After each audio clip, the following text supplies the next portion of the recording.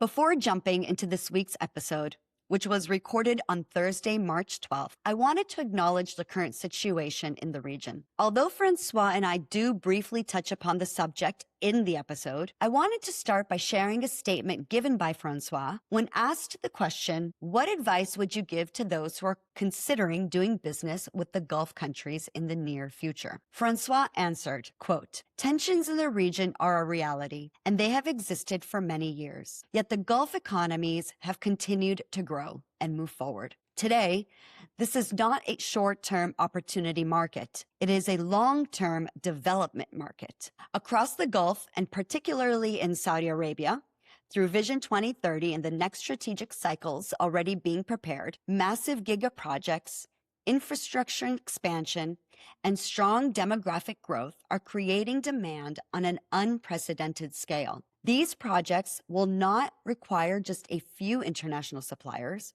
but tens of thousands of companies across multiple sectors. This is why positioning now is essential. The region is building its future with very significant financial resources and clear long-term ambitions. Companies that take time to understand the real market dynamics, stay connected with experienced local partners, and invest in a structured presence today are laying the foundations for sustainable growth in the decades ahead. Please enjoy this episode with François Depireux. If you want to start doing business with Saudi, you better find a place to land. It means a company to approach. A lot of people, they go through the embassies or through the Chamber of Commerce. For what it's worth, they can probably try to help you. But the best way is to have an exploration trip. If you want to do it on your own, you have to explore. Welcome to One in Tribe. I am your host, Julie Fidalgo. And today I have François Depireux with me. FX, as he likes to be referred to, is a Belgian-born entrepreneur and the founder and CEO of LD Export, a company dedicated to international business development in the Gulf countries. With expertise spanning multiple sectors, including construction, food, healthcare, logistics, and technology, FX applies a customized sector-agnostic approach to business development, ensuring that his clients achieve success in diverse industries across the Gulf. Francois is also an economic advisor to the Ambassador of Belgium and a founding member of the European Chamber of Commerce in Bahrain. Welcome, Francois, to One in Tribe. Welcome, Julie, and thank you for having me in this show. Absolutely. Well, Francois, I always like to start by asking my guests to describe themselves in 3 words. In 3 words, okay. I'm going to try not to be too long, but my name is Francois. I'm a Belgian-born, as you mentioned. I started up the company called LD Export 20 years ago with the what I call crazy idea of helping companies from my neighborhood to do business within the Gulf countries. So you have Saudi Arabia, Qatar, Kuwait, Bahrain, Oman, and of course the United Arab Emirates with Dubai and Abu Dhabi, really well known all around the world. And my idea was to help all these exporter entrepreneurs to set up the right business in finding the right partner in the region. And what first piqued your interest in the Middle East or the Gulf countries specifically, being Belgian-born? Yeah, I understand it can be a bit strange, understanding that I'm not young, but I'm not that old either. So 20 years ago, I was way younger, and I got the chance to be invited by a lady from Brussels, and the capital of Belgium, and she was producing chocolate, and she asked me whether I would go to Saudi Arabia for her. To be honest, I couldn't pinpoint Saudi Arabia on the map. I didn't know anything about the culture, the region over there. And, but I really loved and I enjoyed traveling and socializing with people. So I said, why not? She said, I'll pay you your plane tickets. I'll give you a bit of money. And then you come back. You have to meet 10 people. Then you come back to me with a report. I found it very interesting. I went over there. I discovered this market. I knew completely nothing. I landed it there in Riyadh. I came as a tourist. I was thinking that, I would go on vacation, which wasn't the case, of course. But when I just landed there, I had so many people jumping on me and asking, do you need a taxi? And they were all dressed completely different, with this thobe and the dish dash. So I was completely shocked. But I found myself very much linked somehow to this culture. I always try to, for those who believe in it, maybe I was Arab in a past life, and it's like, I was jumped again in my past society. And I really loved it. I love the way they talk. I love the way they do business. And I could see directly the potential was huge. They had nothing. They wanted to have everything. They had money. They were young. They're still very young. 65% of the population in Saudi Arabia is less than 35 years old. So it means the future is bright for them. And, I came back home and I told my parents, you know what, I think I'm going to start a business doing this. And they very gently said, we don't have money for this, but if you want to start it up your business, you do it. And I just had a laptop, a cell phone, and I started up like this. So 20 years ago, if you can paint a picture of what Saudi was like, because in 20 years, it's grown a lot. And 20 years ago, not everyone could go. I mean, I believe they only had business visas because in order to go as a tourist, you needed a wasta. A wasta is basically connections to get in. So what was Saudi like 20 years ago? And please keep in mind that a lot of my audience are from the West. And so if you can just paint a picture of what that was like. Even sometimes I feel like I completely lost track of it. I just don't even remember every time I'm there, which is like every other week, or because I live in Bahrain, just next to it. So as you said, we needed a visa to get in. But things that comes to my mind now, if you wanted to have a meeting, it was impossible to set it up. We didn't have Google Maps. We didn't have, maps, road maps. So the only way to do it was having a driver. The driver would call the guy that we were supposed to have a meeting with, and he would be guided throughout the drive. So it would be like, where are you now? I'm behind this mosque. Okay, next to the mosque, 2 blocks away, there is this McDonald's. When you're there, you just call me. And then my driver would drive there, and then he would call, where are you? Okay, you are at the McDonald's. Behind it, there is an entry. And that was like this. That was so difficult to have, a few meetings a day, because it was extremely difficult. So no taxi, like what we used to have now, no Uber. So you had to have your driver. The hotels were not as developed as now. It was completely other age than now. It's so well developed. It's so up to standard. They are trying to be, the best in everything they do. So they are bringing the latest technologies. But at that time, it was finding a hotel that was decent, finding the right driver, setting up meetings, no internet. I mean, yes, we had internet, but they were not connected as now. They had zero website. So it was impossible to get, information on a company through website. So I wasted, tens and tens of meetings going to a place that I would ended up, and it wasn't the right partner that I wanted to discuss about the business with. So it was, I think that's something that you do when you're 20, 25, but I wouldn't do it now. I think I wouldn't do it now. Yeah. And I think also, I mean, Saudi is such an interesting place. And I think it's really difficult for people to really imagine what it's like. And what are other, like, if you think of like also little detail, because how did you even get started in this industry? Because I don't imagine that there were a lot of foreigners at the time. So you were probably one of the only Europeans there trying to do business. Was it easy to get your foot in the door? No, it wasn't. But for my ego, it was very interesting, because it happened to me tens of times that I would end up I would just show up in a meeting and people would ask to take pictures with me. So I would feel like I was a superstar, because they didn't see a lot of Europeans coming in 20 years ago. It was so difficult to get into the market. So starting up, and that's a very interesting information and question that you asked me. It took me 6 or 7, let's say even 8 years to start up my, first business over there. You have to understand that the business model is to work for companies that wants to sell their products or have their services in this market. So my business model is I work on a fee base. So I would ask companies from, let's say, Belgium in this case, or France, Germany, England, to pay me a fee to do the business development for them and find a partner, right? But at that time, because I was very young, people didn't want to really bet on me. And so I had zero money, to be honest, to travel over there. I would fly the cheapest way possible. I would stay, 15, 14 hours in Cairo before having a connections to Riyadh. I had very cheap hotel. I would eat very crap food at a cheap price because I didn't have much money to eat the way I wanted to, right? And I didn't have the time to go to restaurants because I had to maximize my time over there.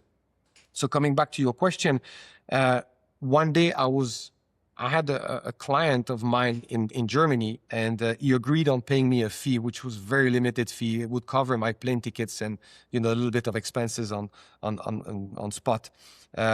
But he was in the scaffolding business, so he would do scaffolding boards and wooden boards. And I went there and I met the guy, a Wasta, so a very well-known leader, let's say in Saudi Arabia, the guy that had many companies. And he said, you know what, you keep on coming here and I'm trusting you. I'm going to give you one shot, give me one container of it at the price. I remember it was €8 a board. I remember it.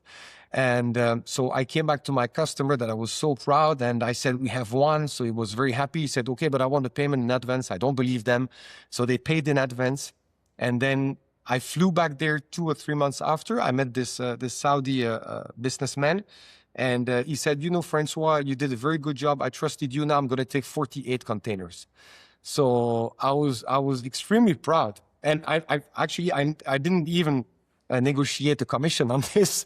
I was just having a flat fee retainer to travel. And then this guy, the Saudi businessman, in Majlis, I don't know if you know Majlis, but I will explain for the audience. Majlis, these are places where usually the men, they meet each other on Thursday evening and they start discussing about their business, their life. It's like the men's cave, let's put it that way. And the guy, discussed about the experience he had with me, and he said, guys, if you're looking for something coming from Europe, there is a guy that is really reliable, and you could be in touch with him. And I started receiving phone calls on my cell phone plus 966, which is the country code of Saudi Arabia. And at that time, I was so, it was 13, 12 years ago, whatever. I was so impressed, and I started, flying in the country more often, and I ended up living in the area with my wife and my kids now. So how long have you been living in the Middle East? It's almost 10 years now. Almost 10 years. Because, yeah, to be fair, I just sat with my wife one day and I said, the business is picking up. I've been working my butt off, if you allow, excuse my French, to have this a success. So I think that would be very nice if we could go over there. We had some friends living. I had some friends living in Bahrain. They told us it was a very nice place where to land and to start our journey as an expat in the Middle East. And we came here. I sold to my wife, this is going to be only for 1 year. But after 6 or 8 months, I told her, I think it's going the right way, but I might need an extra year. And still, we've been here since that day. So. But very interesting place where to live, and amazing people to do business with, although it's extremely complicated. Huh? Can you elaborate a little bit? Why is it super complicated? Yeah, because they love negotiation. They have a lot of difficulties trusting people. They are always afraid to be ripped off. So they really have to trust you. This is why I think people are happy coming through us, because we have developed relationship with more than 4,500 partners now in many different sectors in the Gulf, understanding that 85% of our business is in Saudi Arabia, which is, we'll discuss it after, but according to me, the biggest market in the world for to do business now and for the next decade. But you have to meet them very often. They don't do business as fast. They're not business oriented. Yes, in a sense, but they don't go as fast as in the US, for example, or in Europe. So I would give you just a very interesting, I think, example that I always give when I give seminars or whatever. If you are in Europe or in the US and you want to find a partner, you will probably send an email, eventually go and meet, sit, and everything goes fast. A coffee, you discuss, this is my product, this is what I can offer you. Are you ready to partner up? Yes or no? In Saudi, it's completely different. The first meeting is already very difficult to set, I would say, but I can elaborate a bit more after on that. But then when you sit with them, it will be 15, 20 minutes of understanding each other. And then 30 to 35 minutes of talking who you are. Is it your first time here? Where are you staying? How do you find a country? So it's small talks. And then 15 to 20 minutes of throw your speech now. Okay? Just tell me why do you want me to be a partner of yourself in Saudi Arabia? And then it's 15, 20 minutes of a closeout. Okay? The thing is that nothing will happen after the first meeting. And that's where a lot of people are having difficulties. I'm very well linked to some diplomacy or embassies. And they keep on telling me that 90% of the companies that are coming from abroad to Saudi Arabia, they come once or twice maximum and then they stop. So we have made an internal calculation and statistics on it. You have to come at least 5 times, understanding that after the first meeting it was a success. You have to come 5 more times and meet this partner before any transaction starts operating between both entities. So they don't want to do business online. They don't want to have teams. They want to have face-to-face. They will invite you to a restaurant. They will sit with you. They want to understand who you are. You know, what is behind this, Francois? You know, what is behind Julie? Who is she? Is she here to rip me off, or does she really want to do business? Can I trust her? Does she have, a family? Where does she live? Who does she know in Saudi Arabia? And they want to know. They want, and they would spend a lot of time with you. This is why it's also difficult to go to Saudi and have, for example, 10 meetings a day or 5 or 7. It's not possible. First of all, the traffic, which they call zahma, is crazy. So it's very crazy nowadays. So you have limited number. Plus, they want to understand you. They will, have a lunch with you. They will ask for dinner. They will invite you to wherever. So it's very different than the way we do business in the West part of the world.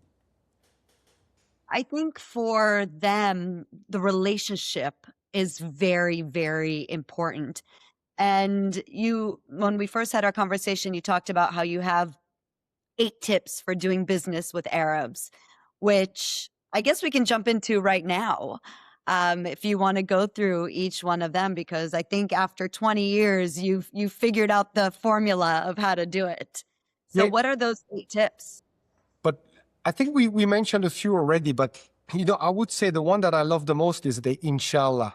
So inshallah means if God wants. And we have to understand that God wants the best for you and for me. So everything is related to God in this area. So they will do business with you, but if you ask them, are you going to buy my products? Are we going to start? Can you sign the agreement? They will definitely answer, inshallah. Inshallah, it means, as I said, if God wants, but it's easier for ladies to, apparently you have a 6th sense that we don't have. So it's easier for you to understand if this inshallah means no, or inshallah means give me some time. But everything takes time. So you also have to play with it. They like having some humor. You have to play with it. If you answer inshallah, it's also a great way for them to understand that you want to be linked to their culture, which is very, very important. There is another one, which is, if you come to this market, don't come only with a product. Like, I'm going to sell this product to you. It's at that price and buy it. You need to have either an ecosystem, or you have to build to have a clear proposal. So that's my product. That's my price. That's the way we will transport it. That's the way I give you training. That's the marketing. That's the sample. That's how often I want to come. I'll have my technical guys available 24/7 for you. You need to make sure that they feel okay working with you.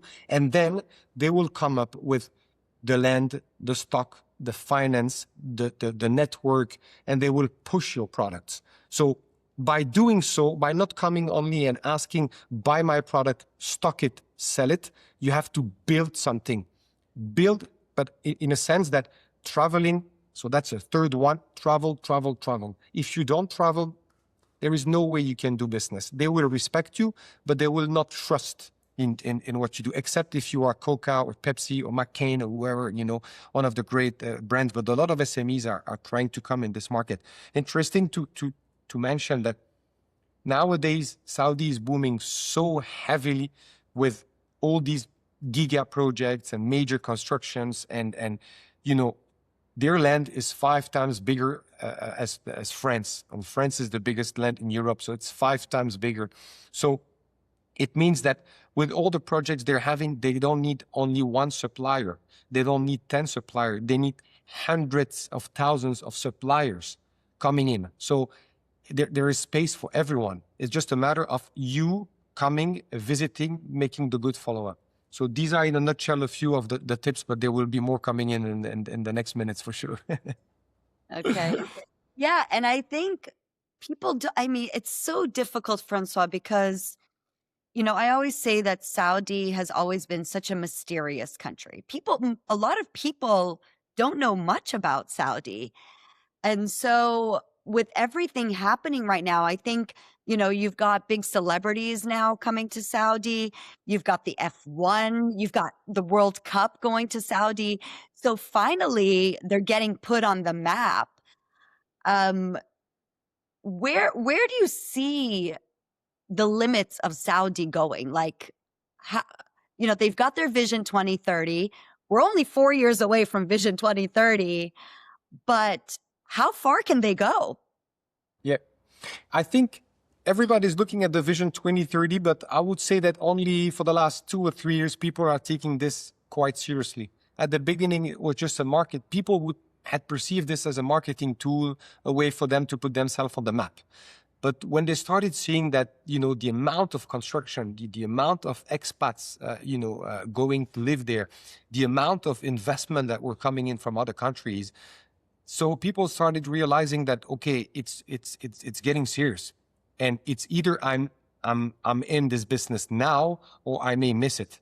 So a lot of, all the major companies, they are going over there. So I think that obviously the Vision 2030 is very ambitious. Some projects are now a bit delayed and they are just informing it officially.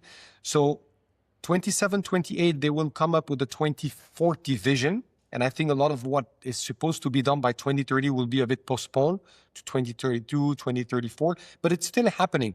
And I just want people to understand, 50 years ago, they were in the middle of the desert. And now they are coming with ambitions of being the best country in the world. I remember 10 years ago, I was walking in Riyadh, the capital of Saudi, and they had this big billboard where they said they want to be in the top 5 cities in the world for expats. I just laughed my butt off. I was like, okay, it will never happen. It will never happen. And now I'm changing my mind and I'm like, okay, people will go there. They're attracting major universities from around the world. They have good partnership with major construction companies.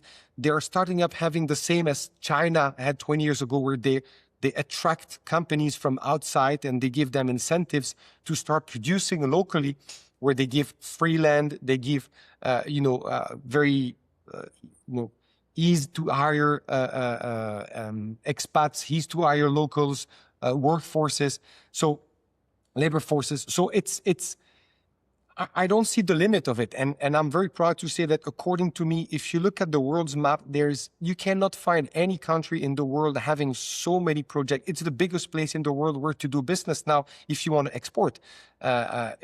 You can look at it the way you want, and we can discuss about it, many times.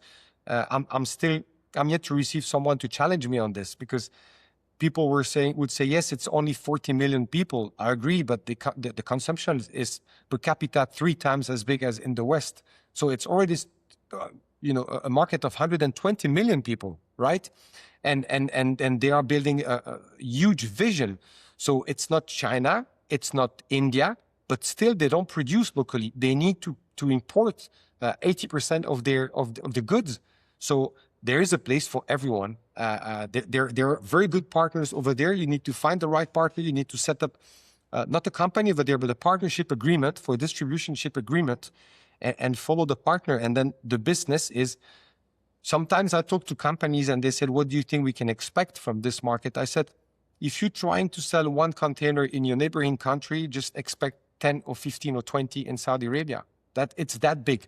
If you are in the food business and you produce fries or cheese or whatever, They will never order by pallets. They will not order by cartons, by boxes. They will order by full container loads, and not 20, but 40 feet container load. So, and they will order one, and then they will go, like my example earlier on, they will ask 10, 15, 20.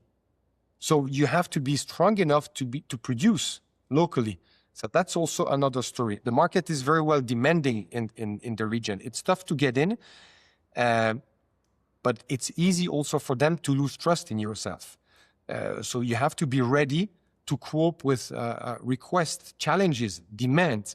They would come up on Sunday morning at 6 a.m. new time asking for specifications, or for you to help them with setting up the machine that you just send them, or whatever. And they will be, insistent. They will insist. They will keep on calling. If I call you, Julie, and you have a missed call, I would probably wait for you to return my call in the next 12 to 24 hours. They don't work like this. They will be pushing you. They will call you 5, 6 times, and they expect the same from you. So many Westerners, what they do, they call once and they expect a call back. But once you go there, you will see that all the Saudis, they have 2 or 3 mobile phones, and you have a meeting with them, and these mobile phones, they keep on ringing. Snapchat, WhatsApp, which is one of the other tools. You have to use WhatsApp to do business with them. This is mandatory. Don't come up with something else. It's WhatsApp. And then they have the emails that are, the ringtone. And so it's crazy. So don't expect them to be in a meeting with someone else, and then after this meeting to say, oh, I think I may call Julie back. No, they will be like, if Julie wants to talk to me, she will call me back. And when I'm available, I will pick her call. That's different twist and different mindset. So, yeah, that's my explanation on this.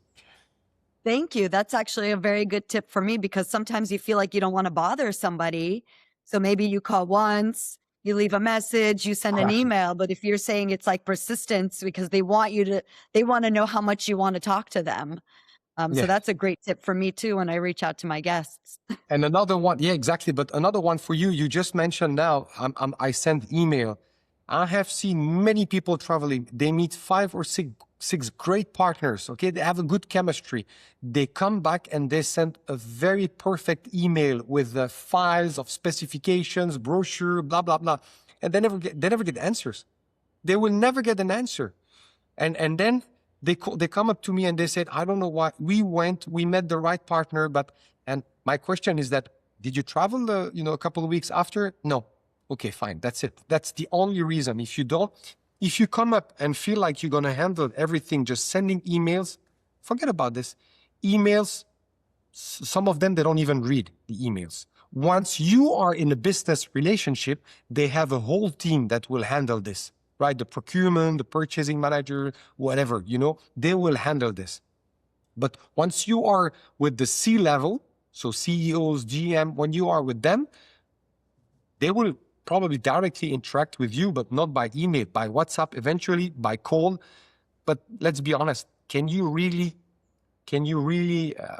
set up a business just by calling? It's easier to sit there.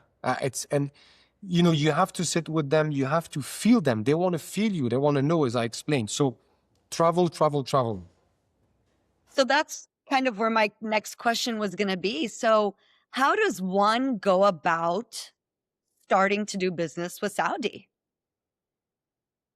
If you want to start doing business with Saudi, you better find, a place where to land. It means a company, to approach. A lot of people, they go through the embassies or through the Chamber of Commerce. For what it's worth, they can probably try to help you. But the best way is to have an exploration trip. If you want to do it on your own, you have to explore. How to explore is, of course, you're going to have to start having a few meetings, random meetings. Okay, you find it online, or, however you want.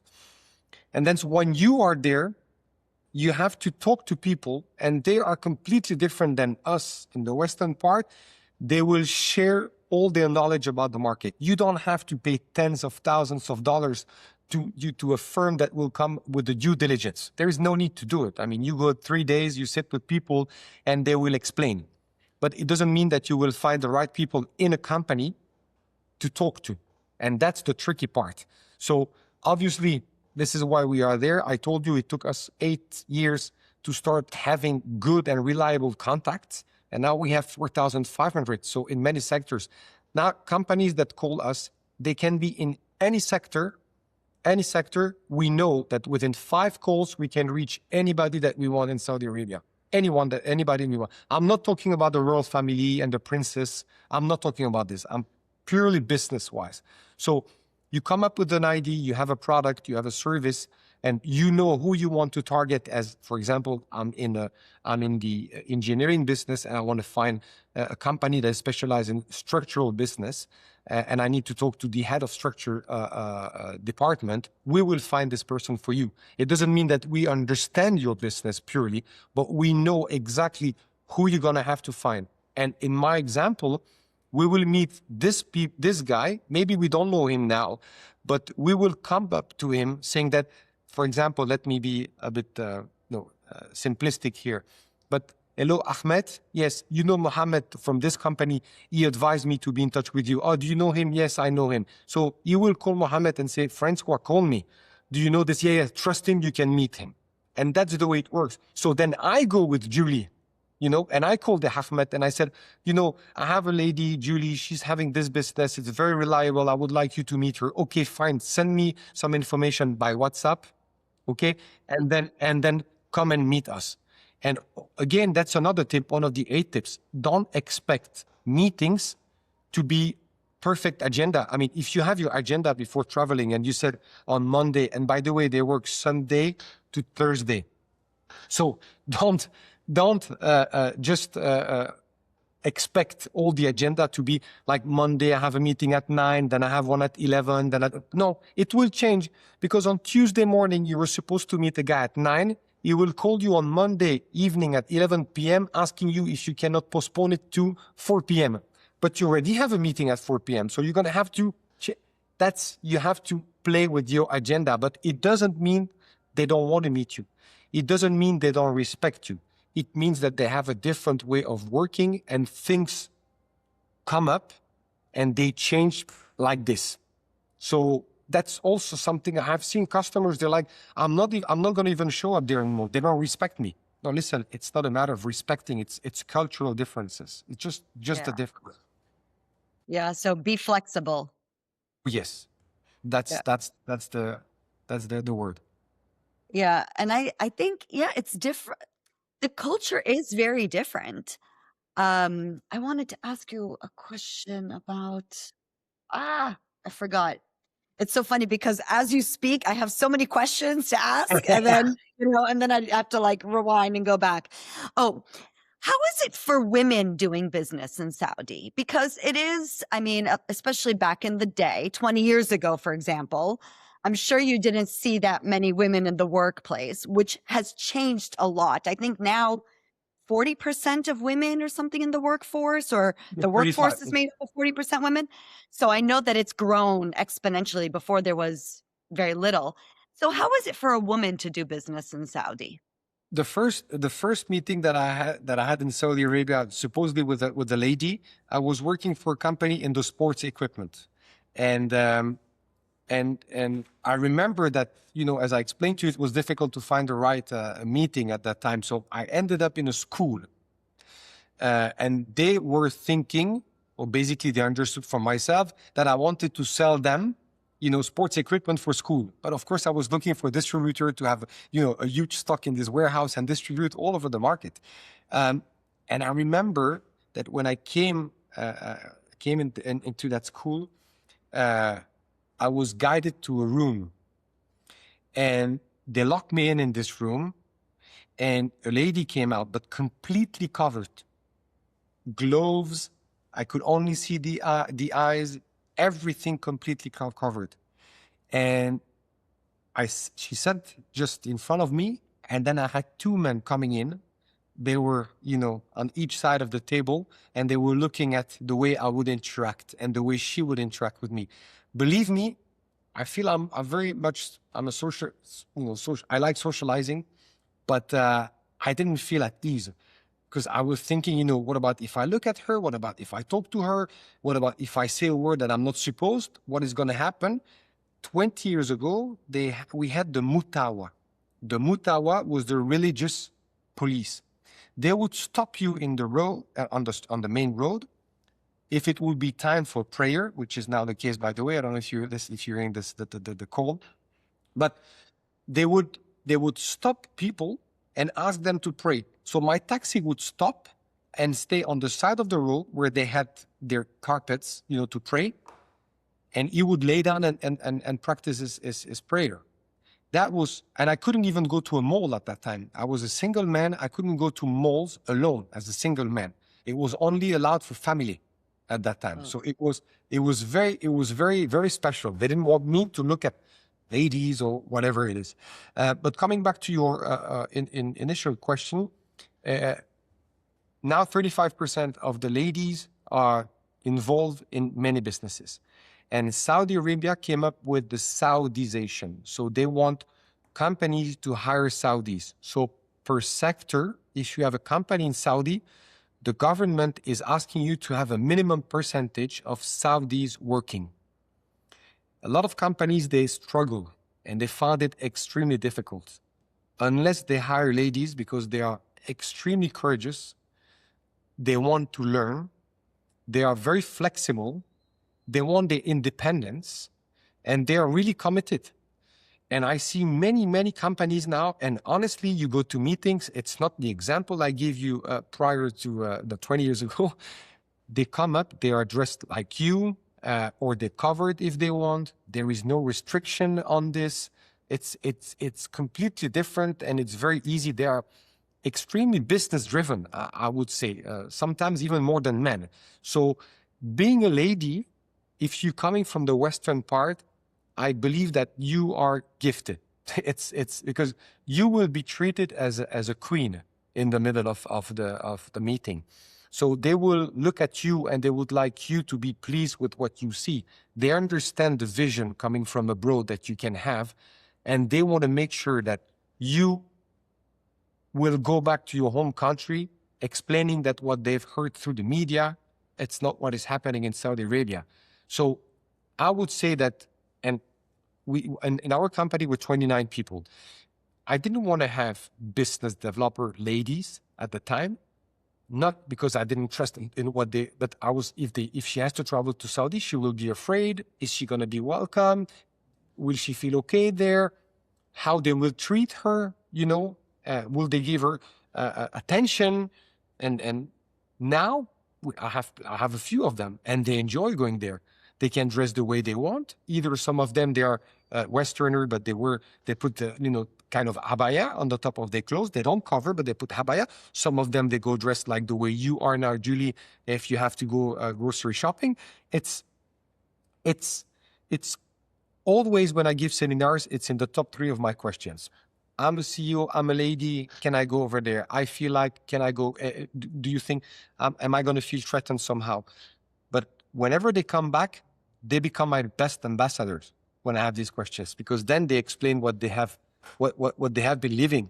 So maybe when they come back, they ask their husband to do the same home. This I don't know. Like a queen. Well, you touched on the media and how the media has always portrayed that region.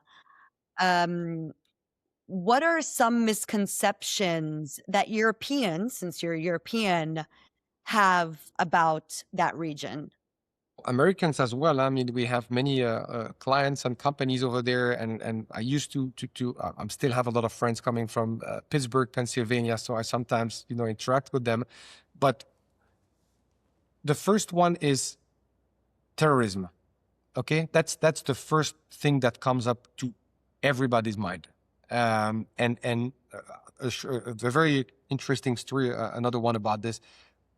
One of the biggest company in Saudi Arabia was called Bin Laden. That was the biggest construction company at the time. I had tens and tens of meetings over there, myself or with clients that were in the construction business. All of my clients, when they would know they would go to Bin Laden, they would start having many questions. Some of them, they would even call their wives or family or relatives or whatever before getting into the meeting. But that was something that was very scary for most of the people. I'm going to bin Laden's with, of course, 9/11 and what's happened. But there's a huge misconception about Saudi Arabia, the culture, the way they welcome, what they expect from you, and they want to do business. They are here to build a country. A lot of people also believe that they want to convert you into a Muslim, which is not true. Nobody ever asked me to become Muslim, and I don't want it. I'm always pleased to talk about Arabs. I'm always pleased to discuss about their religion and the philosophy behind it, but I'm not. Nobody ever asked me to do it, but still that's a conception. They pray 5 times a day. I had customers asking, why do they pray 5 times a day? I mean, they lose productivity.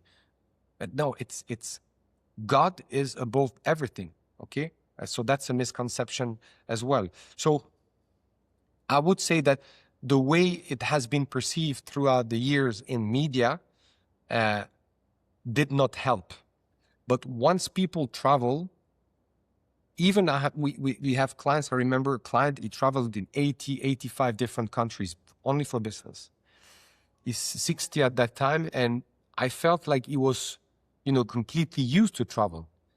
And then he came up with so many questions that we had decided to do the LD Export Travel Guide, because it was always the same questions that was coming up. And so there is a lot of misconception. I can only say that by coming here, you will for sure change your mind. And I challenge people, and I said, you travel to Saudi to do business, or even now tourism. We can discuss about this after.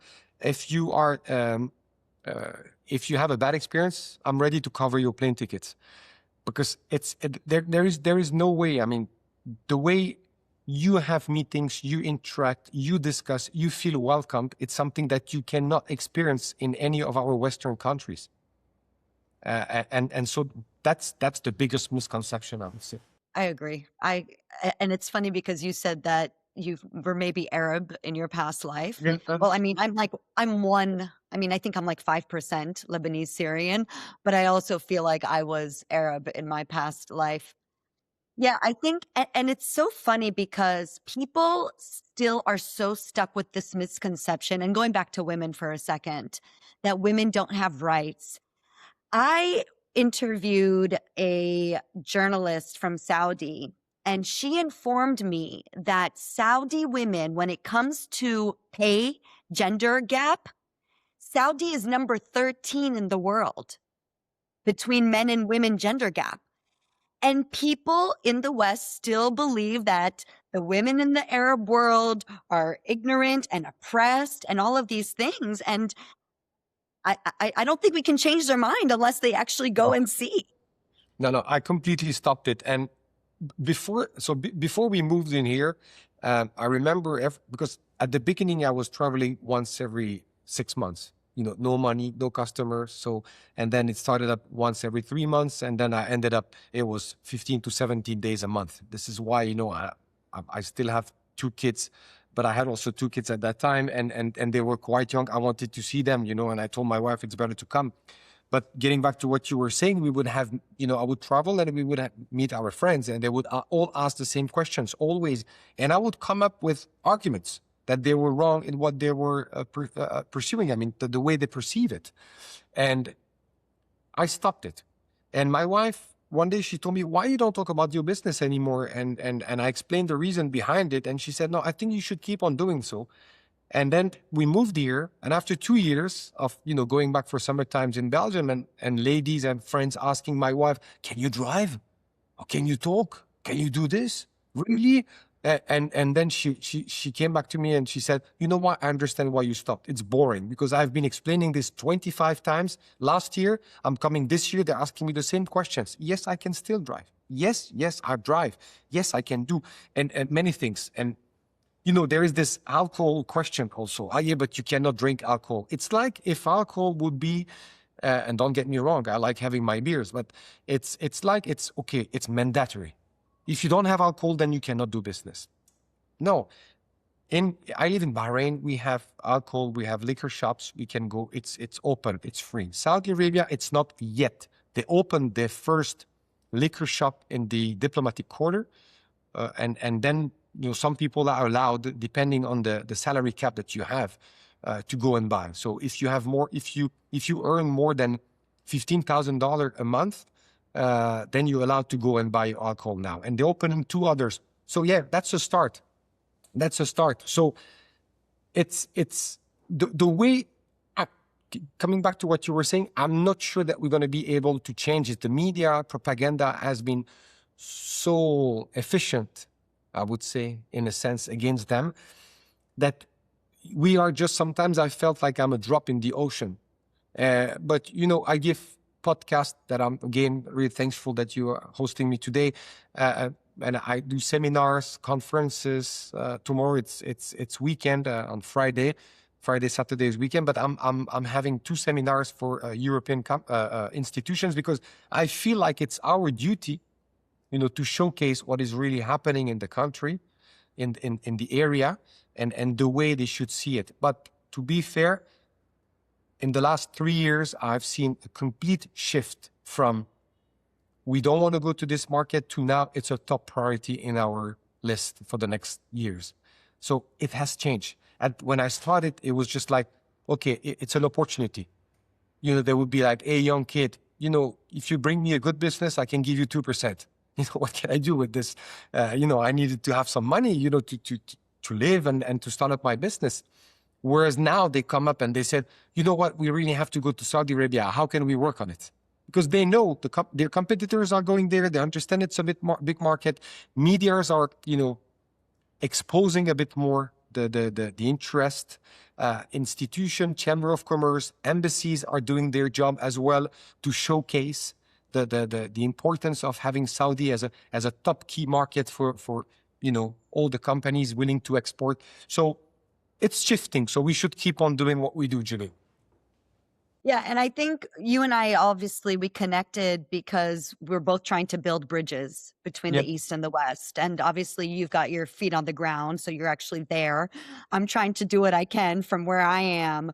But I think it's just really important that we keep telling the stories and, connecting with people and just trying to open people's eyes and educate them. Because, like you said, the propaganda, the media, they've done a really good job. And, I have my own reasons as why they do that.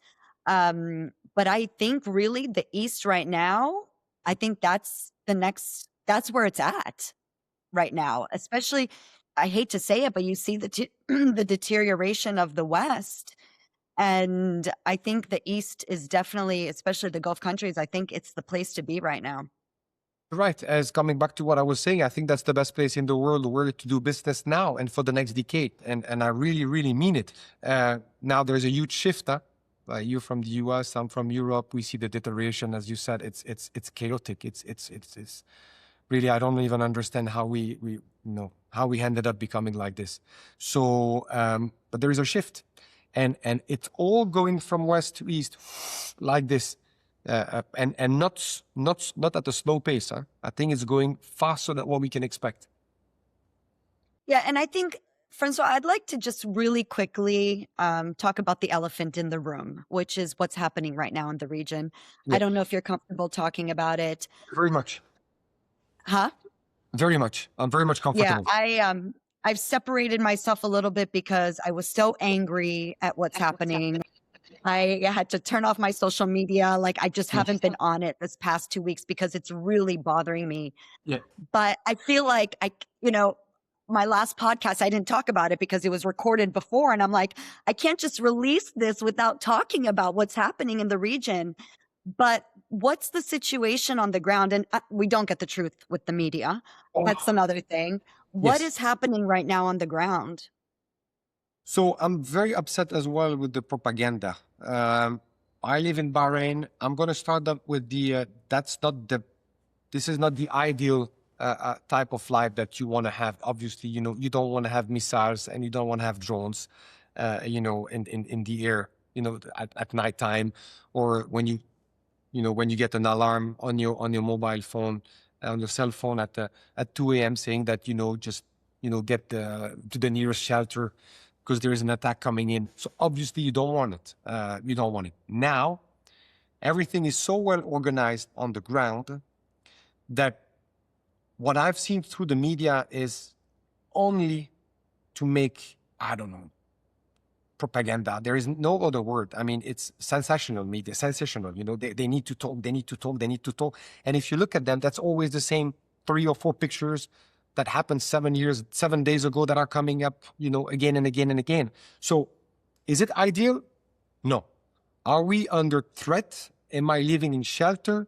Am I feeling worried? No. Everybody is coming, you know, it's business as usual. We all go to the office. We all go to the grocery shopping. We go to restaurant. I mean, it's Ramadan, so we go to iftar. For example, that's when we break the fast, when they break the fast. But do we want it to stop? Obviously. Are we expecting this to be solved soon? We're hoping. I think this is the 11th of 12 days now that we're talking together, the 11 or 12 days of the situation. But what I can see is that the Gulf, there is no retaliations from the Gulf. The Gulf countries are not trying to hit Iran. They're trying to block the missiles that are coming in. Saudi Arabia has not been impacted at all. They had a piece of a drone or piece of a missile that landed on the diplomatic corridor on the American embassy, which created a big, you know, panic move. Let's put it that way. But everything is people are living their normal life, and they go to sports. They do their stuff normally. Do we all want it to stop? Yes. Do we feel happy with what is happening? No. That's to make it clear. I'm not demonizing and saying, no, nothing is happening. No, of course it's happening. Like this morning, 11 a.m., we are here at the office, and then we all get an alert. And this is so well organized. When they intercept, when there is any missiles or drone that is coming in our in the Bahraini airspace, we get an alert on our website, on our phone. And then, of course, a couple of minutes after, bam, detonation, boom, boom. Then you hear it. It's usually our missiles that are intercepting their missiles, and there is this detonation. So it's well organized. I'm hoping it will stop soon. I'm available to discuss this with anyone. I know that a lot of people are afraid because they have businesses over there. They don't know how it's gonna end up. The biggest difficulty that we are seeing now is the transport companies and the freight forwarders, the shippers that are drastically increasing their prices, even though the containers are on sea. So it is changing, and it's impacting a bit the business. That's clearly. But is it going to impact the future with the vision, with what's coming up? Building next door are still under construction. People are still working, you know, day and night shifts building it. So it won't change. It's not positive. It's not a great impact, but I would say that it might get resolved soon. Inshallah. Inshallah. See, inshallah. That's a good one. Yeah. Okay. Well, thank you for that. I really appreciate that. And it's kind of calmed me down a little bit because, yeah, we don't get the truth here. I mean, at the end of the day, I'm like, why am I even going on the news? I'm not going to even get the truth. It's just so, you know, it doesn't make sense. So I want to talk quickly about tourism in the GCC, since you are focused in the GCC. Let's say somebody is curious about that region. Where would you send them to? So if you want to, there are two ways of visiting. If you want to have a very insight of traditional cultural way of living, you have to go to Saudi Arabia, or you have to come to Bahrain. If you want to have the Las Vegas style and enjoy and have, you know, everything on hands there that you can do, then you go to Dubai. Yeah? Dubai is obviously the place with 210 nationalities living there, only 4 million people, but it's busy, it's crowded. You have all the activities that you can imagine over there. So it's really, really great. Then you have Abu Dhabi, which offers a beautiful view of the cultural way and the Dubai's vibe. If you want, it's right in the middle, I would say. But a lot of activities, cultural-wise, you can do many things over there.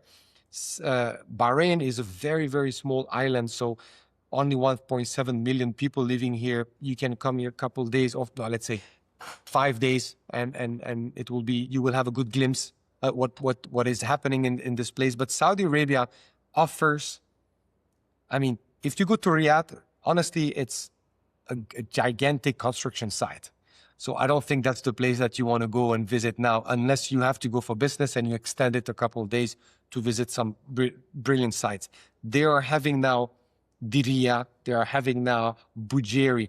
So Bujeri, it's the start of Saudi Arabia, and they have built something around that is completely breathtaking. So you can spend time, you can visit good places, and you can enjoy it. You can go to Jeddah, which is at the Red Sea side. You can do snorkeling, you can visit, ancient cities. You can go in Al Hula. Al Hula is in the middle of the desert. I mean, there are so many things that you can do. I decided a couple of weeks ago to take the car with my family, and we drove 3 hours away from here, because you have to understand that Bahrain is 30 minutes away drive from Saudi Arabia. We crossed the bridge, and so we drove 2.5 hours, 3 hours, and we spent time with the family. It's tourism, but not the way you can imagine it. I mean, you don't go to hotels and they don't give you a touristic guide and, go visit that and that and that. It doesn't work like this. You have to work it out yourself on Google Maps, and then you meet people. The funny thing is that we went to a place called Huf Al Hassa. That's a province called Al Hassa. But then we went over there, and they call it the biggest palm ray in the world. They said they have 2 million palm trees, okay? And so I told my wife that she was supposed to organize it. We woke up in the morning and we took the car and we put palm ray, there is this spot. And we ended up there in the middle of the street. And I said, okay, let's find another one. We went to another one. Let's find another one. We went to another one. And then I ended up in the middle of very, small suburb neighborhood. And they had this fruits and vegetable shop in the middle of the roundabout. And I stopped there and I said, anybody speaks English? Nobody speaks English, to be honest. And then the one guy said, yes, I do. I said, oh, really, my God, can you help me where I can finally find these palm trees? I'm looking for the last 3 or 4 hours. He said, listen, Al Hassa is a province full of palm trees. So you are in a palm tree. This is why you see them all over. It's not a place where you go. I said, okay, but what can I do? He said, you know what? Come with us. And come with me, sorry. He said, I'm going to show you my farm, the family farm. He showed they had horses, a lot of big stables. They had different animals. He entertained us a bit. And he said, there's a nice point of view. I want you to go see this. And then we took the map, and he pinpointed me all the places that I had to visit in the next 3 days. This evening, we invited them to a restaurant. We went to eat Lebanese food, very traditional and food here. That was amazing. I met the guy. He spent 6 hours showing us around. I told him we have a family. He said, yeah, sure. But he was so proud to explain to his family that he was taking care of, Westerners in the middle of his province. And we had 3 wonderful days. But don't expect it to be like, I'm going at 9, I'm visiting this place, and at 11. No, there are places, but you have to find your way around, and you have to be completely open-minded. They are building their tourism. There are places you can go that are very much, let's say, educated, where you know where to go, what to do. But if you want to explore, this is usually when you have the best surprises. Yeah. And let's just quickly talk about the hospitality of the people. Yeah, What do you have to say about that? There is nothing that you can compare it. I think I went to all the continents in the world. I visited many people. Their hospitality is way different. The thing that shocked us when we came here was also the hospitality towards the kids. We would walk with my wife and the kids, and people would get out of their house and say, hey, how are you? Where are you from? How is it? And then they would come up with biscuits and juice for the kids. And they would say, you want to come in and have a tea with us? You want to come in and have dates? They share dates. Sit with us. They have their small places in front of the house sometimes where you sit outside, and they have a fireplace in the middle. And it's something that we don't have. Why? I'm talking for my place in Europe. People are getting so afraid of each and every one. So you don't talk to anyone because you're afraid of, what do you think this person has in his mind? Is he coming to hurt me or is he coming to welcome me? He's trying to get or steal something out of me. We are not generally speaking with others. It's different. Whereas here, they don't see the threat. They want to have you happy here. So it's completely different, but you have to come and live and experience this. Then again, you come back to your home country and then you explain it. But I have tens of examples of the way they welcome me. I mean, you lost somewhere. I remember I went to a place and I said, I'm going to ask an Uber. And a couple of guys said, you're very far away. There is no Uber. But the driver dropped me there and I was silly enough. I thought that I could have an Uber, but I was in the middle of nowhere at the end of an industrial area.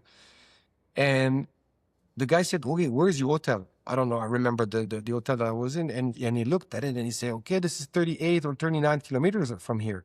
So in miles, it's 25. Let's put that way, 25 miles. And I said, how am I going to do it? He said, don't worry, I'll drop you off. I said, you're going to drop me off, but it's far. So the guy made 20 miles to drop me off, 20 miles to come back. To be fair, I don't think I would do it in Belgium. I wouldn't do it in my own country. I would find another way, I would probably find another way. There is a shift. It's different. There's no other words to describe it. Yeah, I agree.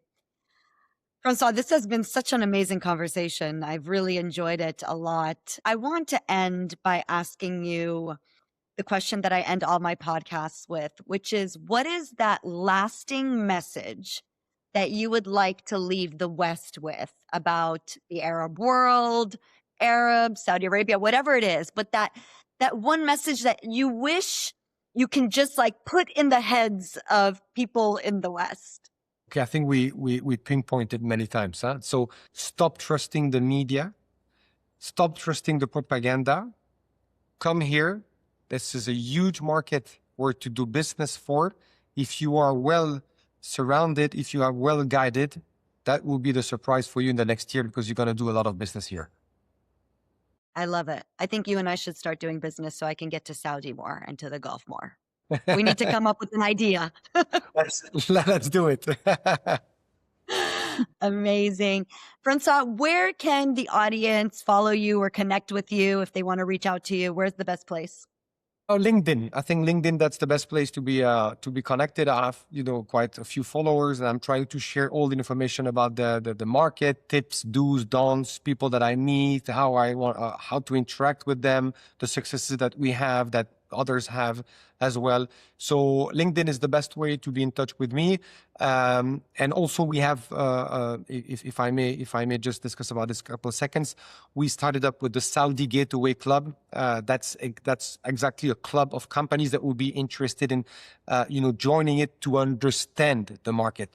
We've seen throughout the years that many companies are having difficulties, coming in the market because they don't know the right people. They don't know where to start. They don't know where to go. They don't even know, which hotel they have to go. They have many questions. Is my certification enough? Because I have the American standard. Is it enough? How can I register my products? How is the market like for my business? So we have decided to create a club, a group of companies where we will give on monthly basis, we'll give information about the business potential that you have in the market, a couple names of people that you should be in touch with. If you're looking at shipping your products, what are the best logistic companies? If you're looking at setting up a company, who are the best lawyers? If you're looking at hiring people, we will open to a certain limit, of course, but we will open some of our contacts in order for companies that are joining to understand the market, feel at ease, understand the first steps, and go confident into the market. So I really invite them to check our LinkedIn and the Saudi Gateway Club, and they will find plenty of their answers to their questions. Perfect. Thank you so much, Francois, for being here. Like I said, I really enjoyed this conversation. And to all of you out there, thank you so much for joining me for another episode of One in Tribe. Please don't forget to like, subscribe, follow, share, comment, all that good stuff that you can do with the YouTube. Thank you so much, and we'll see you next time. Bye.